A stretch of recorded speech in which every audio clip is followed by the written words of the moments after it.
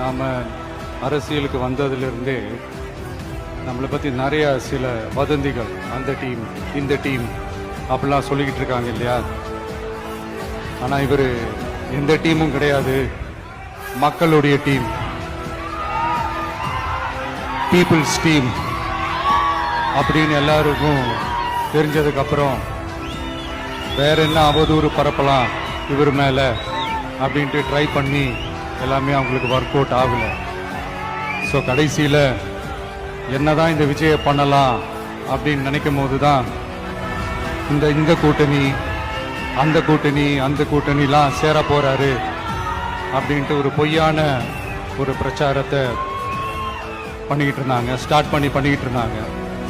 இந்த நியூஸ் எல்லாம் கேட்டு நீங்கள் கொஞ்சம் கன்ஃபியூஸ் ஆயிருப்பீங்க.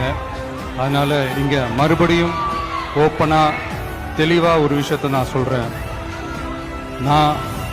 நாங்கள் எப்பவுமே மதச்சார்பற்ற கொள்கைன்றதுல, அந்த ஸ்டாண்ட்லேயோ, மதச்சார்பற்ற சமூக நீதி என்ற அந்த நிலைப்பாட்டிலேயோ எப்பவுமே சமரசம் வச்சிக்கவே மாட்டோம். நம்மளுடைய தலைமையில தான் ஆட்சி அப்படின்றதுல எப்பவுமே உறுதியா இருக்கிறோம்.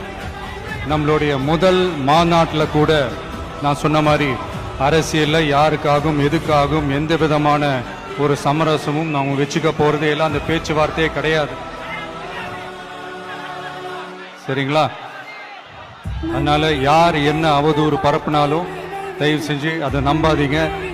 எல்லாம் வல்ல இறைவனின் அருளால் நாம நினைச்ச டார்கெட்டை நம்மளால நிச்சயமா அடைய முடியும்.